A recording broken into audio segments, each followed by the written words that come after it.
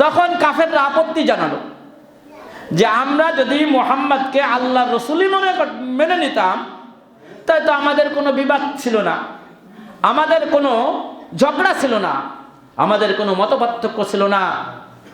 আমাদের মতপার্থক্য তো এইখানেই, আমরা মুহাম্মদকে রাসূল হিসেবে মানি না।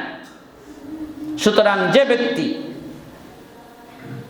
আল্লাহ রাসূলকে মুহাম্মদ সাল্লাল্লাহু আলাইহি সাল্লামকে রাসূল হিসেবে মানে না, তারা ওই আবু জেহেল, উতবা, শাইবা এবং মক্কার বড় বড় কাফেরদের দলভুক্ত, সে কখনো মুমিন হতে পারে না।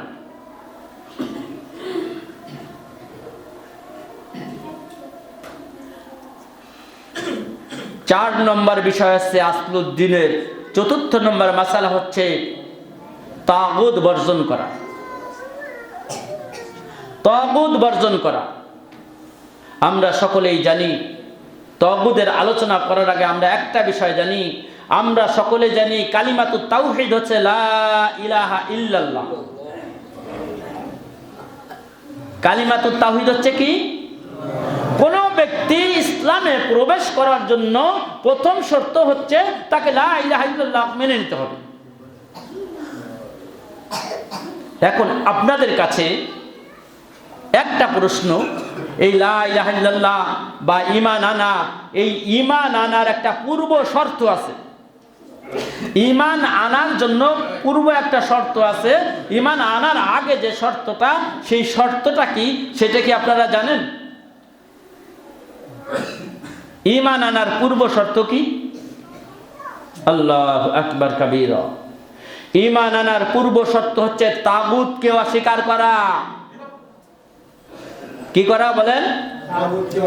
আল্লাহ সুবহানাহু ওয়া তাআলা সূরা বাকারার 256 নম্বর আয়াতে বলছে, ফামাইয়াকফুর বিত-তাগুতি ওয়া ইউমিন বিল্লাহি ফাকাদ ইসতামসাকা বিল উরওয়াতিল উসকা লা ইনফিসামা লাহা।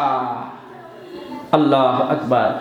সুতরাং যে ব্যক্তি তাগুতকে অস্বীকার করলো, অতঃপর আল্লাহর প্রতি বিশ্বাস স্থাপন করলো, আল্লাহর প্রতি ঈমান আনলো, তাহলে আল্লাহর প্রতি ঈমান আনার আগে তাগুতকে অস্বীকার করা, তাগুতকে বর্জন করা, তাগুতকে কুফর করা। ফামাই ইয়াকফুর বিত-তাগুতি ওয়া ইউমিন বিল্লাহ, যারা আরবি জানেন তারা তো ভালো করেই বুঝবেন। যে ব্যক্তি প্রথমে তাগুতকে অস্বীকার করলো, অতঃপর ওয়া ইউমিন বিল্লাহ আল্লাহর প্রতি ঈমান আনলো, ফাকাদ ইসতামসাকা বিল উরওয়াতিল উসকা, আর শেষ এমন একটা হাতল ধরলো, লা ইনফিসামা লাহা, সে এমন একটা মজবুত হাতল ধরলো, সেটা ভাঙ্গার নয়, কখনো ভাঙ্গার নয়। এই মজবুত হাতলকে কোরআনের অন্য আয়াতে এবং তাফসীরের মধ্যে বলা হয়েছে, সেটাই হচ্ছে লা ইলাহা ইল্লাল্লাহ।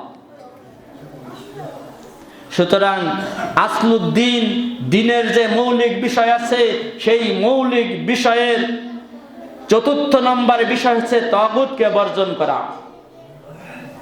এখন যদি প্রশ্ন করি তাগুত কি, জানি না, বর্জন করব কি? যেই পথে কাটা সেই পথে আমরা যাব না।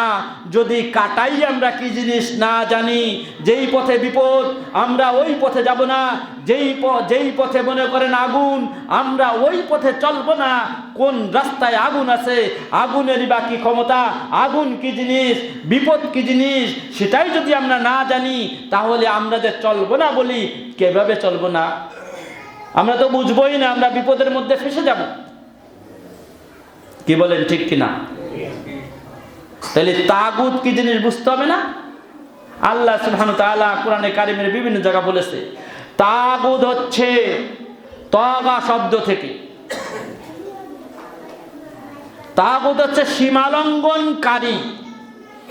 তাগা অর্থ সীমালঙ্ঘন করা, আর তাগুত হচ্ছে সীমালঙ্ঘনকারী। এই তাগুত আমরা কিভাবে বুঝবো, চিনবো কিভাবে? প্রত্যেক সীমালঙ্ঘনকারী বা কতটুকু সীমালঙ্ঘনকারী?